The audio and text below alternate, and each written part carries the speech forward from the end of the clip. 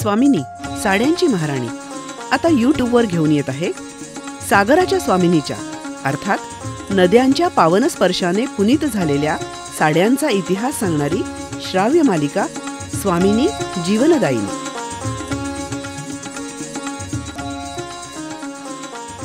आमच्या स्वामिनी सारीज पुणे या यूट्यूब चॅनलला सबस्क्राईब करा आणि साड्यांच्या इतिहासावर आधारित स्वामिनी जीवनदायिनी ह्या श्राव्य मालिकेसाठी बेल आयकॉनवर क्लिक करा.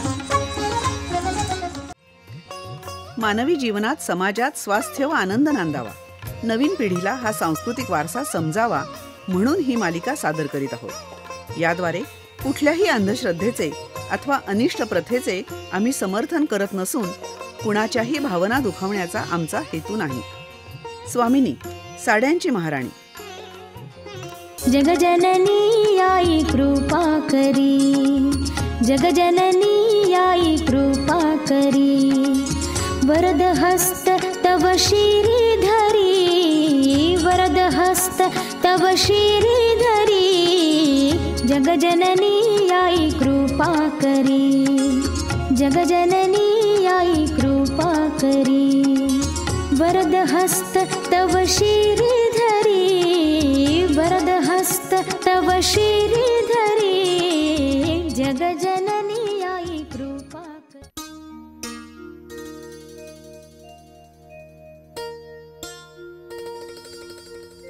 अहो ऐकलत का? म्हणजे या साड्यांच्या दुकानात सुंदर सुंदर साड्या बघताना माझ्या मनात मात्र एकच प्रश्न घोळत होता. ह्या साड्या तयार करणाऱ्या विणकरांना ह्या सुचल्या कशा असतील? इतके सुरेख रंग, छान पोत, उत्तम डिझाईन्स. कर्नाटकातली असली तरी प्रत्येक साडीची पद्धत न्यारी. तुला माझ्याबरोबर फिरून साड्यांच्या विश्वातलं चांगलंच ज्ञान प्राप्त होतंय. हो, नाहीतर सामान्यतः स्त्रिया केवळ साड्यांचा रंग आणि भपका बघून हुरळून जातात. आम्हा स्त्रियांना तुम्ही एवढ्या कमी लेखू नका बरं का. हातात साडी आली की त्या साडीची पारख करण्याची उपजत कला स्त्रियांमध्ये असते. कापड, पोत, टिकाऊपणा आणि मुख्य म्हणजे साडीचा दर्जा आमच्या इतकं कुणीच जाणत नाही. ओके ओके, हार मान्य, बस. मला वाटतं आपण विनाकारण वाद घालण्यापेक्षा त्या कथेचं काय झालं ते बघूया. आपल्या कथेतल्या वीरधवलला ऋषींनी पार्वती मातेला शरण जायला सांगितलं, पण पुढं काय झालं? वीरधवलनं तिथे राहून पार्वती मातेची आराधना केली. नाही, पण त्याला यश आलं नाही. हे पार्वती माते, केवळ कंदमुळं खाऊन मी तुझी अखंड आराधना केली, पण यश नाही. हे माझे अयशस्वी मुख घेऊन मी राज्यात परत जाऊ तरी कसा? होयसाळ महाराजांनी केवढ्या विश्वासानं पाठवलं होतं मला. त्यांच्या विश्वासाला मी पात्र ठरलो नाही. हे माते, मी आता इथेच देहत्याग करतो. थांब वीरधवल. माते, माते, पार्वती माते. वीरधवल, तुझं सातत्य अवर्णनीय आहे. तुला अतुलनीय वस्त्र निर्मिती करायची आहे ना? होय माते. मग तुला कर्नाटकातील चित्रदुर्ग इथं जावं लागेल. तिथं तुला मलकम्मा नावाच्या स्त्रीची भेट घ्यावी लागेल. ती तुला वस्त्र निर्मितीत मार्गदर्शन करेल. माते, मी आपला अत्यंत आभारी आहे. मुला, वस्त्र निर्मिती करण्यापूर्वी तुला स्त्री स्वभावाची, तिच्या असाधारण गुणांची कल्पना असणं अत्यंत आवश्यक आहे. कोणते गुण माते? मुला, निसर्गतः पुरुष हा अग्नितत्व आहे. कार्यापुरतं निर्माण होणं आणि कार्य संपताच नाहीसं होणं हा पुरुषाचा जन्मजात गुणधर्म. पण स्त्रीचं तसं नाही. जपा आणि जोपासा हे मूलतत्व स्त्रीचं आहे. हे तिनं पृथ्वी मातेकडून घेतलं आहे. ते कसं माते? सतत नवनिर्मिती आणि जोपासना हे कार्य पृथ्वी अखंड करते आहे. जपा आणि जोपासा हा गुण स्त्रीनं पृथ्वी मातेकडून घेतला. वरपांगी कोमल भासणारी स्त्री संसारात ठामपणे उभी राहते तेव्हा ती आदिशक्तीचं रूप घेऊन समोर येते.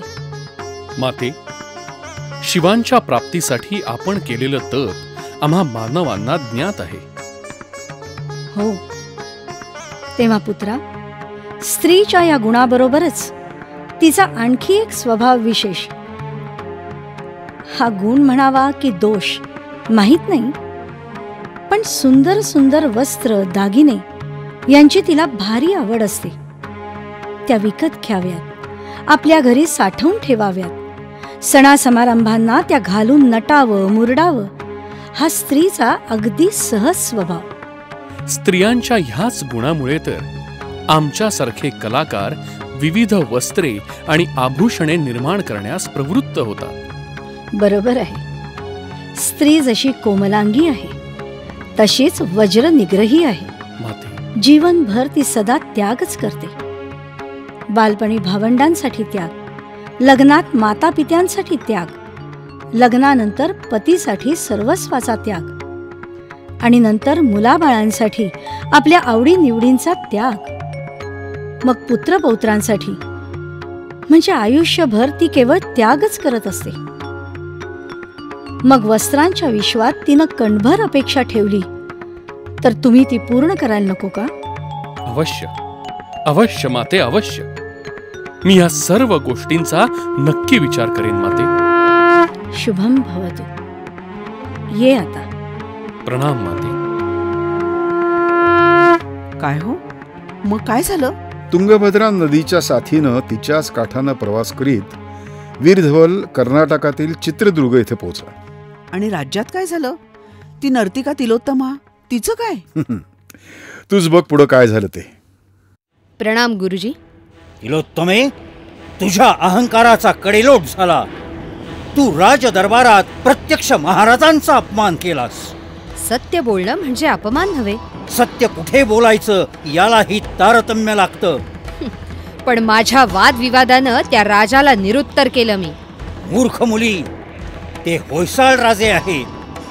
ते तुझ्यासारख्या क्षुद्र नर्तकीच्या वचनांनी दबले जातील होय? त्यांनी तुला वेगळ्या भाषेत उत्तर दिलंय. म्हणजे? आपण आता इकडे मंगलगिरीत आहोत, पण तिकडे आपल्या मद्रास प्रांतात मोठा उत्पात माजलाय. म्हणजे? तिकडे होयसाळ महाराजांनी आपला अवघा प्रांत जिंकून घेतलाय. आता मद्रास प्रांताचे अधिपती ते आहेत. ज्या प्रांताचा तुला एवढा अभिमान होता तो आपला प्रांत होयसाळ महाराजांच्या अधिपत्याखाली आहे.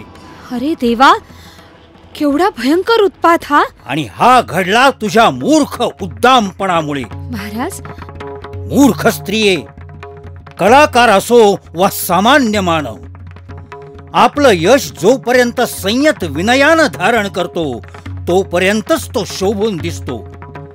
ज्या क्षणी यशाची गुरमी त्याला चढते तेव्हा त्याला खाली यायला एक क्षणही लागत नाही. तुला मी एवढंच सांगायला आलोय की होयसाळ महाराजांच्या राजदरबारात तुला बोलावलंय. मानानं बोलवलंय, मानानं जा, अन्यथा मुसक्या बांधून नेण्याचे आदेश आहेत. काय ठरलंय तुझं? मला जावंच लागणार. अवश्य जा, मीही निघतो. तिलोत्तमे, आजपासून मी तुझं गुरुपद सोडलं. गुरुजी, अशा अगोचर स्त्रीशी गुरु म्हणून माझं नाव जोडलं जावं असं मला अजिबात वाटत नाही. येतो मी. नाही गुरुजी. या नर्तिका तिलोत्तमा देवी, या या होयसाळ राज्यात आपलं स्वागत असो. महाराज, मी आपली क्षमा मागायला आली. कारण नसताना मी त्या दिवशी उद्दामपणाने भर राजसभेत आपला अपमान केला आणि त्याची शिक्षा देखील मला मिळाली. माझा प्रांत आपल्या अधिपत्याखाली गेला. माझे गुरुजी मला सोडून गेले. थांबा देवी, आज मला बोलू दे. देवी, होयसाळांच्या राज्यात कला, शिक्षण, संस्कृती यांचा आज पावे तो सन्मानच केला गेला. कारण कारण आमच्या वाडवडिलांपासून आम्हाला हे शिकविण्यात आलं की संस्कृती टिकली तर राज्याची कीर्ती दिगंत होते आणि ही संस्कृती जगविणाऱ्या कलाकारांना देव मानून त्यांचा सन्मान करावा. तसाच सन्मान आम्ही आपला करीत होतो. पण आपण तो नाकारलात. महाराज, चुकले मी गुडघे टेकून क्षमा मागते. अहो, गुडघे तर मी टेकायला लावलेच आहेत, पण ते तुमच्या राजांना. तुम्हाला ज्या प्रदेशाचा गर्व होता तो प्रदेश आता माझ्या आधिपत्याखाली आहे. आणि ज्या विणकरांचा तुम्हाला एवढा अभिमान होता ना, ते आता होयसाळांचे दास आहेत. आपण ज्या भरजरी वस्त्रावरून इथपर्यंत चालत आलात ती तुमच्याच विणकरांनी विणलेली तुमच्याच राज्यातली सर्वोत्तम वस्त्र आहेत. काय? होय, तुमच्या राजवस्त्रांची आम्ही पाय पुसणी केली आहे. हे आहे माझं उत्तर. महाराज, यापुढे होयसाळ नरेशांना कुणी क्षुद्र लेखण्याचं धाडस करणार नाही. होयसाळ नरेशांचा विजय असो! होयसाळ नरेशांचा विजय असो! होयसाळ नरेशांचा विजय असो! होयसाळ नरेशांचा विजय असो!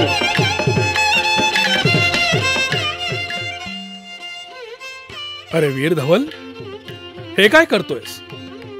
येण्याच्या मार्गावरली मद्रासी विणकरांनी विणलेली ती वस्त्र अशी हातात उचलून का आणलीस? महाराज, प्रणाम. क्षमा करावी, परंतु एका उन्मत्त स्त्रीच्या मूर्खपणाची शिक्षा आपण त्यांच्या प्रांतातील विणकरांना देऊ नये. कलाकारांचा सन्मान करण्याची परंपरा आहे आपली, आणि आपण भावनेच्या भरात ती विसरू नये. झाल्या गोष्टीत त्या विणकरांचा काहीच दोष नाही. बरोबर आहे तुझं, पण तू इतके दिवस कुठे होतास? महाराज, मी देखील त्या सुंदरीचं तोंड बंद करण्याचं उत्तर शोधत होतो. म्हणजे? महाराज, मी यांचे विणकामाचे तंत्र शिकण्यासाठी मद्रास प्रांतात गेलो होतो. बर. तिथे माता पार्वतीची खडतर साधना केली. पण आश्चर्य बघा, माता पार्वतीनं प्रसन्न होऊन मला आपल्याच प्रांतात परत पाठवलं. आपल्या प्रांतात? होय महाराज, आपल्याच राज्यातल्या चित्रदुर्ग इथून जवळच खेड्यांमध्ये काही विणकर आहेत. त्यांच्या वस्त्रे विणण्याच्या पद्धतीचा मी सखोल अभ्यास केला आणि त्यात माझ्या काही पद्धती मिसळून मी हे अभिनव असं रेशमी वस्त्र विणलं आहे. हे पहा. वा वा, सुंदर. तिलोत्तमा देवी, बोला प्रधानजी. हे घ्या, आमच्या राज्यातर्फे आपल्याला हे वस्त्र भेट देतो. खरंच हे वस्त्र म्हणजे विणकाम कलेचा उत्कृष्ट नमुना आहे. आमच्या विणकाम कलेपेक्षा कितीतरी श्रेष्ठ. देवी, कलेत श्रेष्ठ कनिष्ठ असं काहीही नसतं. कला ही कलाच असते. तिथल्या विणकरांनी मला ही साडी निर्माण करण्यात सहाय्य केलं आणि म्हणूनच या रेशमी साडीला मी त्या प्रदेशावरून नाव दिलंय मोलाकामुरू साडी. शाब्बास, शाब्बास विणकर वीर धवल, शाब्बास. तू आपल्या राज्याचं नाव राखलंस. महाराज, ह्या वस्त्र निर्मितीत आपल्या सर्वांची माता तुंगभद्रा हिचे आशीर्वाद अत्यंत महत्त्वपूर्ण आहेत.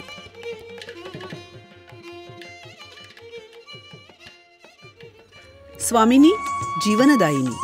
संकल्पना नावेद आणि जावेद शेख.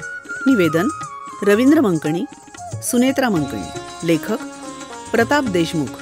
कलाकार सायली बापट, गौतम बापट, मानसी लोणकर, रवींद्र बापट, हितेंद्र नाईक. निर्मिती संयोजक शेखर काळे. गीत सौजन्य सुभाष परदेशी. ध्वनिमुद्रक केदार शेवडे. आमचा पत्ता स्वामिनी, विझिलँड बिल्डिंग, कुमठेकर रोड, पुणे. साड्यांची महाराणी स्वामिनी. आपण आमच्या स्वामिनी सारीज पुणे या यूट्यूब चॅनलला सबस्क्राईब करा आणि साड्यांच्या इतिहासावर आधारित स्वामिनी जीवनदायिनी ह्या श्राव्य मालिकेसाठी बेल आयकॉनवर क्लिक करा.